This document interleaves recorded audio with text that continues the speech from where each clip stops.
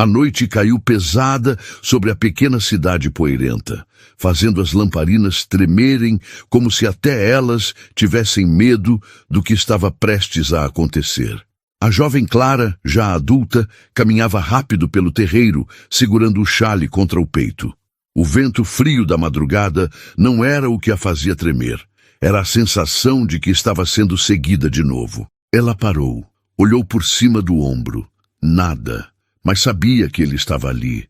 Desde que o tio Elias, um homem amargo e de reputação duvidosa, começara a rondá-la, Clara não tinha mais paz. Ele não tocava nela, mas as palavras, os olhares, a forma como aparecia em qualquer lugar que ela estivesse, aquilo já era ameaça suficiente. Naquela noite, ela encontrou o pai, Jonas, com a respiração curta. Pai, ele está aqui de novo. O rosto do fazendeiro endureceu como madeira velha rachada. E Jonas não era homem de tremer fácil. Ele saiu para o alpendre, a mão firme no coldre, o olhar varrendo o escuro como quem já enterrou muitos fantasmas do velho oeste. Xerife, ele gritou na escuridão, acabou! Hoje a gente resolve isso. O barulho de passos na terra, lentos, calculados, anunciou que a perseguição tinha acabado de mudar de nível. Porque quando o xerife apareceu ao lado deles, e a porta rangeu atrás de Clara, foi aí que Jonas percebeu. Elias não estava apenas rondando. Ele tinha um plano. E o que pai e xerife encontraram quando seguiram suas pegadas até o fim não era só perigoso. Era algo que faria qualquer homem do oeste gelar por dentro. Bom dia, boa tarde, boa noite ou boa madrugada. Seja onde for que você esteja me ouvindo agora, seja muito bem-vindo. Meu nome é Velho Oeste em Histórias, e hoje vou te levar para uma história que aconteceu lá onde o sol queima a terra e a justiça ainda era feita com as próprias mãos. Deixa aqui nos comentários de onde você está assistindo. Eu gosto de imaginar cada um de vocês aí do outro lado, vivendo essa história junto comigo. Antes de tudo, se você curte esse tipo de conteúdo, já se inscreve agora, porque eu conheço o jogo. Você vai assistir até o final, vai curtir e vai esquecer de se inscrever. Então já resolve isso agora e bora pro vídeo. O xerife Bartolomeu era um homem de poucas palavras e muitas cicatrizes. Aos 53 anos, carregava no rosto as marcas de uma vida inteira servindo àquela cidade esquecida no meio do nada, onde a lei era tão frágil quanto a corda de um poço seco. Quando ele surgiu das sombras naquela noite, Jonas sentiu um alívio momentâneo atravessar seu peito cansado. Bartolomeu era a única autoridade em quem ainda podia confiar, ou pelo menos era o que acreditava até aquele instante. O fazendeiro de 41 anos apertou o cabo do revólver e olhou para trás, onde Clara permanecia imóvel na porta da casa, os olhos arregalados, refletindo o brilho fraco das estrelas. Ele estava aqui, disse Jonas com a voz rouca. Eu vi as pegadas. Ele não desiste. O xerife assentiu devagar, como se já esperasse aquelas palavras. Elias sempre foi problema, murmurou Bartolomeu, cuspindo no chão seco. Desde que era moleque, mas agora ele foi longe demais. Jonas conhecia bem a história do próprio irmão. Elias era 5 anos mais novo, mas parecia carregar o peso de 1000 invernos nas costas curvadas. Desde que a mãe deles partiu, levada pela febre que varreu a região há mais de 2 décadas, Elias nunca mais foi o mesmo. Tornou-se amargo, rancoroso, incapaz de aceitar que a fazenda tinha ficado para Jonas, o filho mais velho, conforme a vontade do pai. E agora, depois de anos vivendo de bicos e jogos sujos nas cidades vizinhas, Elias tinha voltado. Mas não era pela terra que ele vinha. Era por Clara. Por que ela? Perguntou Jonas pela 1000ª vez, mais para si mesmo do que para qualquer outro. O que ele quer com minha filha? Bartolomeu não respondeu de imediato. Em vez disso, abaixou-se e examinou as pegadas na terra fofa do terreiro. Os rastros eram claros, fundos demais para alguém que apenas passava. Elias tinha ficado ali parado por um bom tempo, observando, esperando. Vamos seguir, disse o xerife finalmente, erguendo-se com um estalo nos joelhos. Mas você fica aqui, Clara. Tranca essa porta e não abre para ninguém que não seja eu ou seu pai. A jovem engoliu em seco e assentiu. Tinha 22 anos, idade suficiente para entender que aquela situação não era apenas uma briga de família. Havia algo mais escuro por trás dos olhos do tio, algo que ela reconhecia cada vez que ele a olhava de um jeito que fazia seu estômago revirar. Ela entrou e trancou a porta, mas ficou espiando pela fresta da janela, o coração batendo forte como cascos de cavalo em disparada. Jonas e Bartolomeu seguiram as pegadas pelo terreiro, passando pelo celeiro velho, onde o cheiro de feno mofado se misturava com o ar gelado da noite. As marcas na terra contavam uma história silenciosa. Elias tinha dado a volta na propriedade inteira, parando em pontos estratégicos, como se estivesse estudando cada entrada e saída. Ele está planejando alguma coisa, disse Jonas, sentindo o suor frio escorrer pelas têmporas apesar do frio. Isso não é coisa de homem que só quer assustar. O xerife parou de repente, erguendo a mão para silenciar o fazendeiro. À frente deles, escondida entre arbustos secos e pedras empilhadas, havia uma cabana abandonada que Jonas nem lembrava que existia. Era uma construção antiga, dos tempos em que seu avô ainda era vivo, usada para guardar ferramentas e provisões de emergência.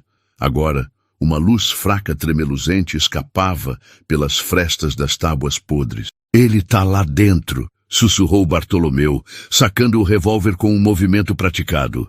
Jonas fez o mesmo, sentindo o peso familiar do ferro na mão. Aproximaram-se devagar, cada passo calculado para não fazer barulho na terra seca. O vento tinha parado de soprar, como se até a natureza prendesse a respiração, esperando o que viria. Quando chegaram à porta da cabana, Jonas encostou o ouvido na madeira rachada. Ouviu vozes. Não uma, mas duas. Elias não estava sozinho. O fazendeiro olhou para Bartolomeu com uma pergunta silenciosa nos olhos. O xerife assentiu e, num movimento rápido, chutou a porta com toda a força de suas botas gastas. A cena que encontraram fez Jonas recuar um passo, como se tivesse levado um soco no estômago. Elias estava sentado numa cadeira velha, sorrindo daquele jeito torto que sempre anunciava problema. Mas não foi isso que fez o fazendeiro gelar por dentro. Foi o homem ao lado dele, vestido com roupas finas demais para aquele fim de mundo. Com um chapéu de abas largas e um bigode encerado, o estranho segurava um maço de papéis amarelados que Jonas reconheceu imediatamente. Eram os documentos da fazenda. Os títulos de propriedade que seu pai tinha deixado guardados no cofre da casa, o mesmo cofre que Jonas verificava todo mês para garantir que estavam seguros. Como... começou Jonas, mas a voz morreu na garganta. Elias riu, um som seco e amargo que ecoou pelas paredes da cabana. Surpresa, irmão, disse ele, levantando-se devagar. Você sempre achou que era mais esperto que eu, que merecia tudo só por ter nascido primeiro. Mas eu também sei jogar. O estranho de roupas finas deu um passo à frente, estendendo os papéis como se fossem um troféu. Permita-me apresentar-me.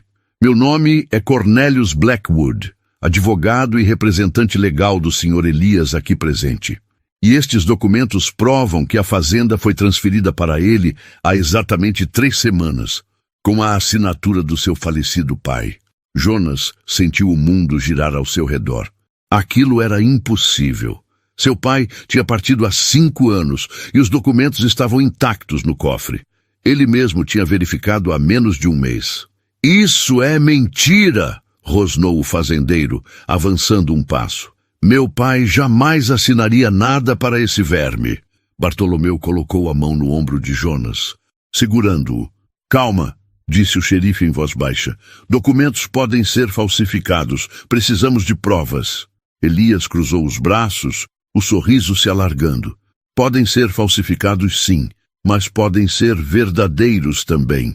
E enquanto vocês tentam provar alguma coisa, eu vou tomando conta do que é meu por direito. A fazenda, o gado, a casa. Ele fez uma pausa e seus olhos brilharam com algo que fez o estômago de Jonas revirar. E a Clara também. O fazendeiro avançou com um rugido, mas Bartolomeu o segurou com força. "Não aqui", disse o xerife entre dentes. "Não assim. Ele quer que você faça besteira. É isso que ele quer." Elias riu novamente, claramente satisfeito com a reação do irmão. "Escuta o xerife, Jonas. Sempre foi o mais sensato de vocês dois. Mas não se preocupa. Eu vou cuidar bem da minha sobrinha. Muito bem mesmo." Aquelas palavras ficaram penduradas no ar como fumaça venenosa. Jonas sentiu cada músculo do corpo tremer de raiva contida. Mas sabia que Bartolomeu tinha razão. Precisava pensar, planejar, encontrar uma forma de desmascarar aquela farsa antes que fosse tarde demais. Porque uma coisa era certa: enquanto tivesse fôlego no peito, Elias não chegaria perto de Clara. Nem que para isso Jonas tivesse que atravessar o próprio inferno. Quando saíram da cabana, o vento tinha voltado a soprar mais frio e cortante do que antes. Jonas olhou para o céu escuro, onde as estrelas pareciam piscar como olhos curiosos, observando o drama que se desenrolava lá embaixo. E foi então que Bartolomeu disse algo que mudou tudo. "Jonas, tem uma coisa que você precisa saber. Sobre aqueles documentos, sobre seu pai e sobre o que realmente aconteceu 5 anos atrás." O fazendeiro parou no meio do caminho, sentindo o coração disparar. "O que você quer dizer com isso, Bartolomeu? O que você sabe que eu não sei?" O xerife respirou fundo, evitando olhar nos olhos do amigo. "Seu pai não morreu de causas naturais, Jonas. E eu tenho motivos para acreditar que Elias sabe exatamente o que aconteceu naquela noite. Tá gostando? Então já clica aí embaixo e se inscreve. Você tá vendo do celular? O botão tá aí do lado do seu dedão. É só tocar. Vai, eu espero." As palavras do xerife atingiram Jonas como um raio em céu limpo. Durante 5 anos, ele tinha acreditado que o pai simplesmente sucumbiu à idade e ao cansaço de uma vida dura no sertão. O velho Tobias tinha 72 anos quando partiu. O corpo gasto pelo trabalho nas terras secas, as mãos calejadas contando histórias de décadas de luta contra a natureza implacável do oeste. Mas agora, parado no meio do terreiro com o vento cortando seu rosto, Jonas começava a entender que talvez a história fosse muito diferente. "Me conta tudo", disse o fazendeiro com a voz trêmula de raiva contida. "Agora, Bartolomeu, sem rodeios." O xerife passou a mão pelo rosto cansado, como se o peso daquele segredo finalmente estivesse cobrando seu preço. "Na noite em que seu pai partiu, eu fui chamado à fazenda por um vizinho que ouviu barulho. Quando cheguei, Tobias já estava frio na cama, e você tinha ido para a cidade resolver negócios. Tudo parecia normal, exceto por uma coisa." Jonas engoliu em seco, esperando. "Tinha marcas no pescoço dele", continuou Bartolomeu em voz baixa. "Fracas, quase invisíveis. Podia ser qualquer coisa, ou podia ser nada. Mas eu guardei aquilo na memória, porque algo não me cheirava bem."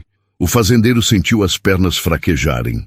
Seu pai, o homem que tinha construído aquela fazenda do nada, que tinha enfrentado secas e pragas e bandidos durante toda a vida, tinha sido silenciado por mãos humanas? A ideia era quase impossível de processar. "E você nunca me contou", disse Jonas, a voz carregada de acusação. "Por 5 anos você guardou isso."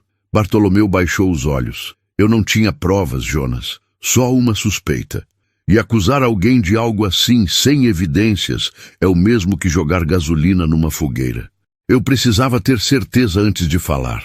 O fazendeiro respirou fundo, tentando organizar os pensamentos que rodavam em sua cabeça como folhas secas num redemoinho. Se Elias tinha realmente feito aquilo com o próprio pai, então os documentos falsificados eram apenas a ponta de um plano muito maior. E Clara estava no centro de tudo.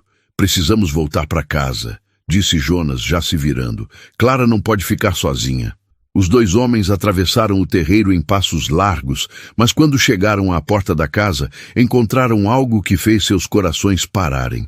A porta estava aberta, a tranca, e forçada, e Clara tinha sumido. Jonas entrou correndo, gritando o nome da filha, virando móveis, abrindo armários, procurando em cada canto como um homem possuído. Mas a casa estava vazia, e no chão da sala, deixado propositalmente para ser encontrado, havia um bilhete escrito com letra torta e apressada. Se quer ver ela viva, venha sozinho ao velho moinho antes do amanhecer. Traga os documentos originais, sem xerife, sem truques. Só você e eu, irmão, como deveria ter sido desde o começo. Jonas amassou o papel na mão, sentindo o ódio subir pela garganta como bile. Elias tinha planejado tudo desde o início. A perseguição, as aparições, o medo constante que plantou em Clara durante semanas, tudo era a preparação para esse momento. Ele queria isolar Jonas, forçá-lo a uma escolha impossível. Eu vou, disse o fazendeiro já pegando seu chapéu. Bartolomeu segurou seu braço com força. Você não pode ir sozinho. É exatamente o que ele quer. Jonas se virou, os olhos brilhando com uma determinação que o xerife nunca tinha visto antes. Ele tem minha filha, Bartolomeu, minha única filha, a única coisa que me restou depois que perdi minha esposa. Não existe nada nesse mundo que eu não faria por ela. Nada. O xerife soltou o braço do amigo, reconhecendo aquele olhar.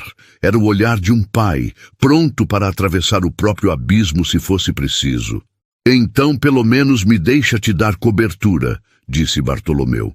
Eu fico escondido, não apareço, mas se as coisas saírem do controle, eu entro.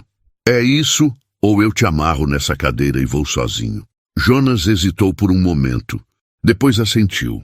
Não tinha tempo para discutir, e no fundo sabia que precisaria de toda a ajuda possível. Elias era covarde, mas covardes encurralados eram os mais perigosos de todos. Enquanto selava seu cavalo no estábulo, Jonas deixou a mente vagar para memórias que tinha enterrado fundo no coração. Lembrou-se de Clara criança, correndo pelo terreiro atrás das galinhas, rindo daquela risada que parecia feita de luz do sol.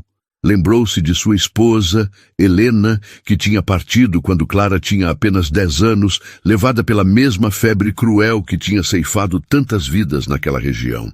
Helena era o amor de sua vida, a mulher que tinha transformado aquela fazenda poeirenta num lar de verdade. Sem ela, Jonas tinha se tornado mais duro, mais fechado, protegendo o coração como se fosse um cofre que não podia ser aberto. Mas Clara tinha herdado a luz da mãe, e era essa luz que mantinha o fazendeiro vivo, dia após dia, ano após ano. Perder ela seria perder a última centelha de esperança que ainda ardia em seu peito cansado. O velho moinho ficava a cerca de 1 hora de cavalgada, numa colina que dominava o vale, onde a cidade se estendia como uma cicatriz na paisagem. Tinha sido construído pelo avô de Jonas, usado para moer grãos nos tempos em que a região ainda produzia trigo. Agora estava abandonado, as pás quebradas girando preguiçosamente com o vento, rangendo como ossos velhos, protestando contra o tempo. Quando Jonas chegou, o céu começava a clarear no horizonte, pintando o mundo de tons de laranja e roxo que pareciam zombar da escuridão que tomava conta de sua alma. Amarrou o cavalo numa árvore retorcida e caminhou em direção à estrutura decadente, cada passo ecoando no silêncio da madrugada. «Elias!» gritou ele, a voz cortando o ar frio. «Eu vim! Agora me mostra minha filha!» Por um momento só houve silêncio. Depois, a porta do moinho se abriu com um rangido prolongado, e Elias apareceu na soleira, arrastando Clara pelo braço. A jovem estava com as mãos amarradas, um pano cobrindo sua boca, os olhos arregalados de medo. Mas mesmo assim, quando viu o pai, algo naqueles olhos mudou. Medo se misturou com alívio, e alívio se transformou em esperança. «Trouxe o que eu pedi?» perguntou Elias, o sorriso torto distorcendo seu rosto magro. Jonas ergueu um envelope de couro. Os documentos originais. Aqueles que provam que a fazenda é minha por direito. É isso que você quer, não é? Tirar tudo de mim? Elias riu, empurrando Clara para o lado. A jovem caiu no chão, mas seus olhos continuaram fixos no pai. transmitindo uma mensagem silenciosa que Jonas entendeu perfeitamente. Ela estava pronta para lutar se tivesse chance. Você nunca entendeu, irmão, disse Elias avançando devagar. Nunca foi só sobre a terra, foi sobre justiça. Nosso pai me tratou como lixo a vida inteira, deu tudo para você, me deixou com as migalhas.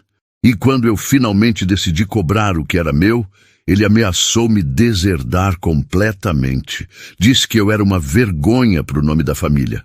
Jonas apertou os punhos. Então foi você que silenciou nosso pai.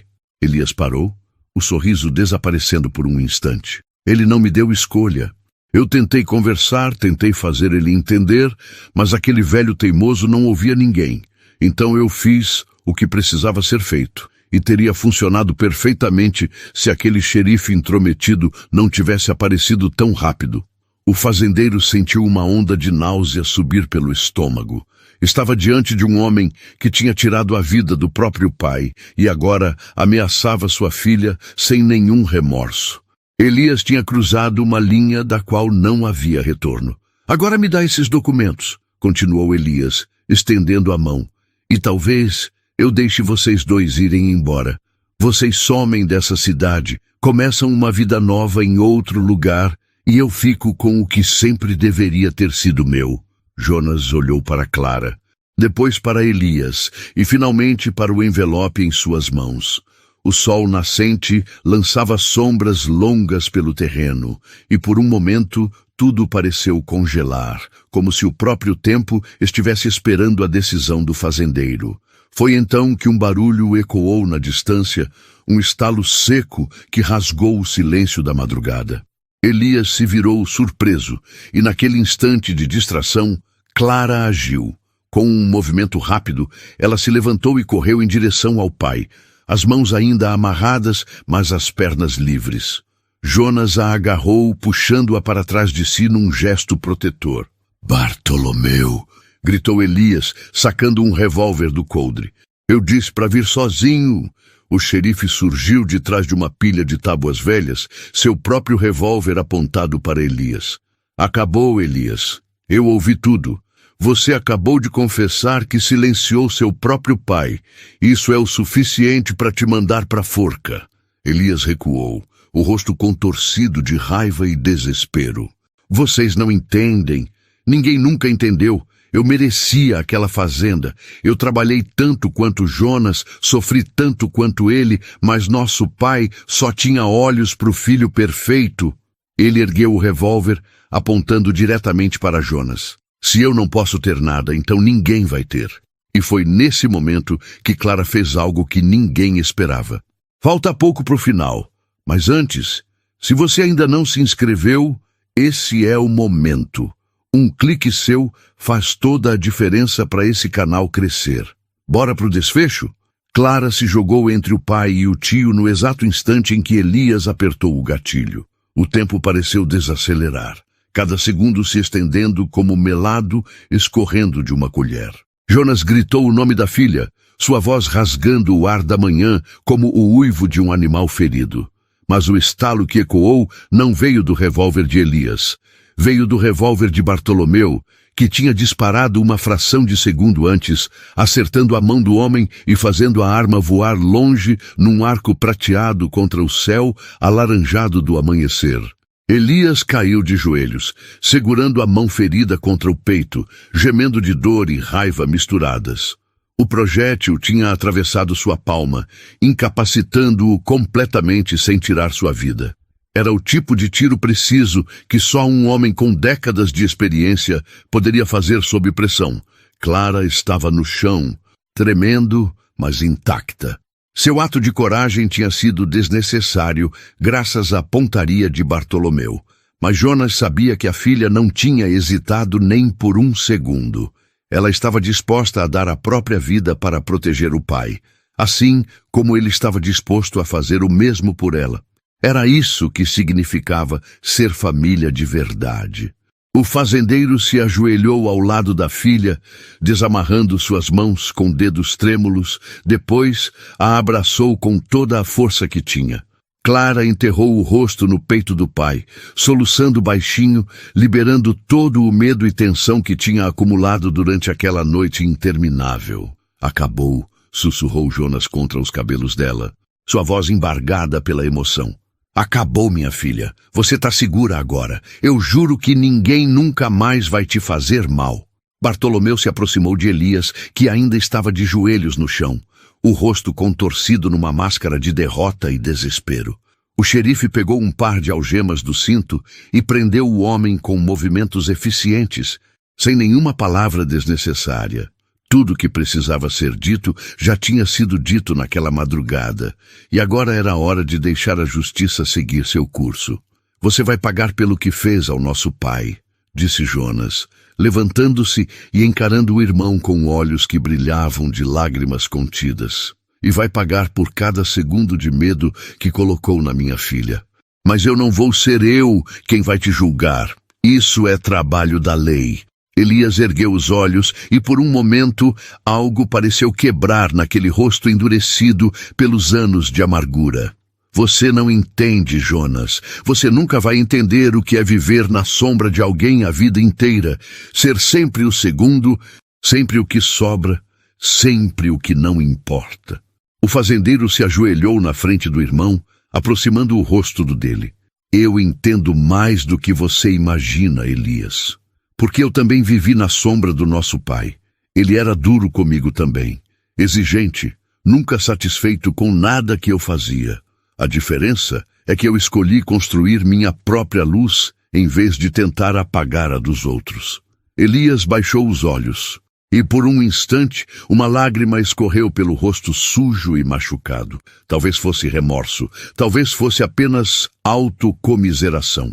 Jonas nunca saberia com certeza, e talvez não importasse.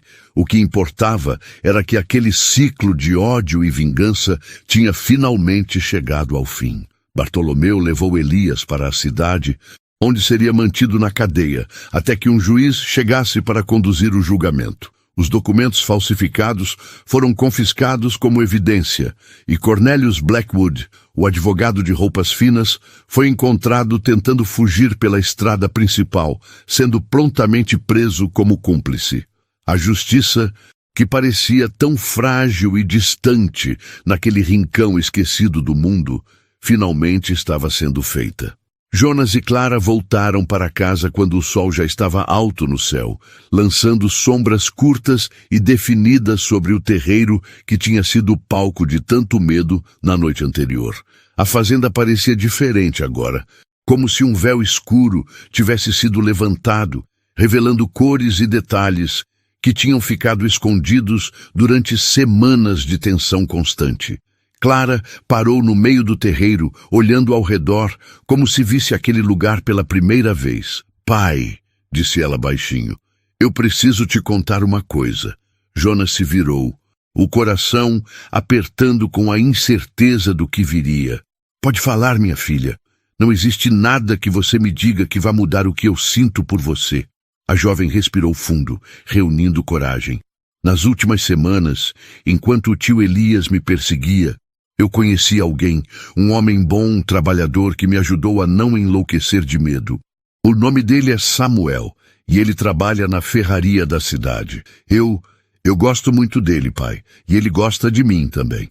Jonas ficou em silêncio por um momento, processando aquela informação.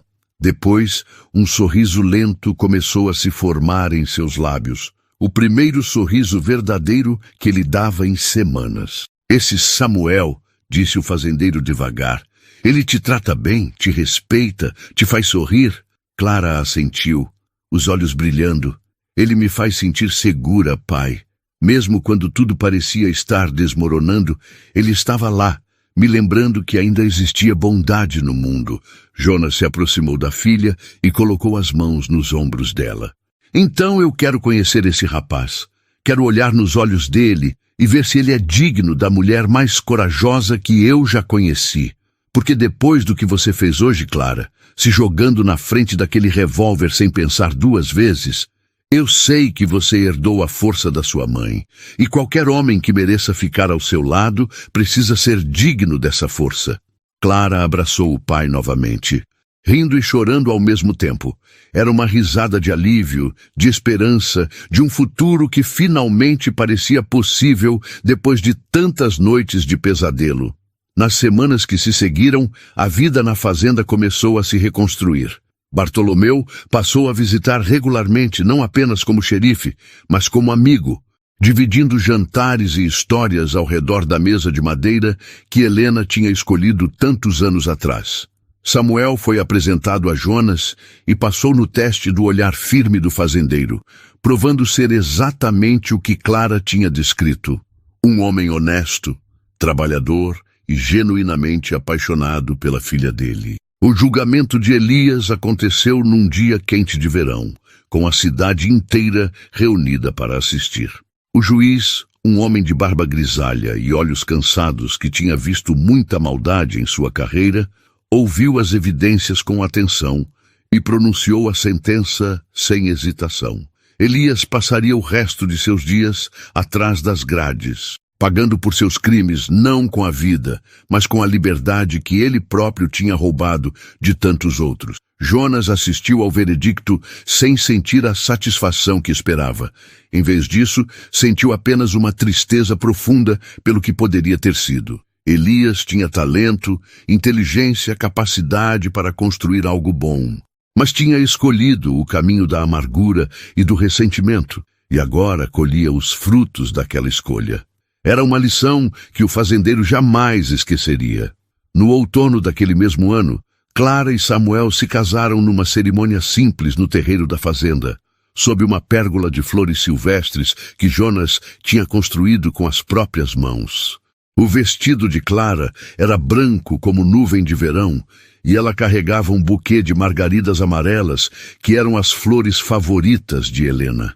Era como se a mãe estivesse presente ali, abençoando aquela união do além. Jonas conduziu a filha até o altar improvisado, sentindo o peito estufar de orgulho e emoção. "Sua mãe estaria tão orgulhosa de você", sussurrou ele antes de entregar a mão de Clara para Samuel. "E eu também estou, mais do que palavras podem dizer." A festa durou até tarde da noite, com música, dança e risadas ecoando pelo vale como não acontecia há anos. Bartolomeu bebeu demais e acabou cantando uma canção desafinada que fez todo mundo rir até as lágrimas. Os vizinhos trouxeram comida e presentes, e por algumas horas preciosas, todas as dificuldades e sofrimentos do passado pareceram distantes como estrelas no céu. Quando os últimos convidados foram embora e o silêncio voltou a abraçar a fazenda, Jonas se sentou no alpendre da casa, observando o céu noturno salpicado de pontos luminosos. Clara e Samuel tinham ido para a casinha que o fazendeiro tinha reformado especialmente para eles. E agora Jonas estava sozinho, com seus pensamentos pela primeira vez em muito tempo. Mas não era uma solidão triste. Era uma solidão cheia de paz, de gratidão, de esperança pelo futuro. Ele pensou em Helena, em como ela teria adorado ver Clara tão feliz. Pensou no pai, Tobias, e perdoou silenciosamente todas as durezas e exigências que tinham marcado sua infância. Pensou até em Elias, desejando que o irmão encontrasse alguma forma de redenção, mesmo atrás das grades. E então Jonas entendeu algo que tinha levado 41 anos para aprender. A vida no oeste era dura, implacável, cheia de perdas e sofrimentos que podiam quebrar até os homens mais fortes. Mas também era cheia de beleza escondida, de momentos de graça que surgiam quando menos se esperava, de conexões humanas que davam sentido a toda a luta. E no final, não importava quantas tempestades passassem, quantos inimigos surgissem, quantas noites de medo uma pessoa tivesse que enfrentar.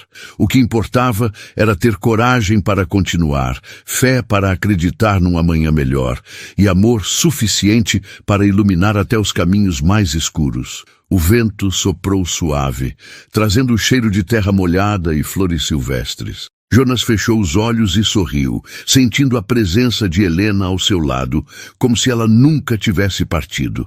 E naquele momento, sob o céu estrelado do oeste, o fazendeiro finalmente encontrou o que tinha procurado a vida inteira: paz. Porque quando a poeira baixa e o sol se põe, quando as sombras se estendem e a noite chega mansinha, é no coração que a gente encontra o verdadeiro lar. E Jonas, depois de tanta luta e tanto medo, finalmente tinha chegado ao seu. O céu pintava promessas de um novo amanhecer, e naquele rancho perdido no tempo, onde a dor deu lugar ao amor que floresceu sem fim, 3 corações aprenderam que mesmo nas noites mais frias e cruéis, sempre existe uma estrela guiando quem tem coragem de acreditar. E assim termina nossa história, amigos. Uma história de medo e coragem, de ódio e perdão, de sombras e luz. Porque no Velho Oeste, assim como na vida, não são as tempestades que definem quem somos. São as escolhas que fazemos quando a tempestade passa. Se você chegou até aqui, parabéns. Você é raridade na internet. Agora só falta uma coisa: se inscrever. Não custa nada para você, mas para mim vale muito. E assim o YouTube te entrega os próximos vídeos na hora, sem esforço. Fechado?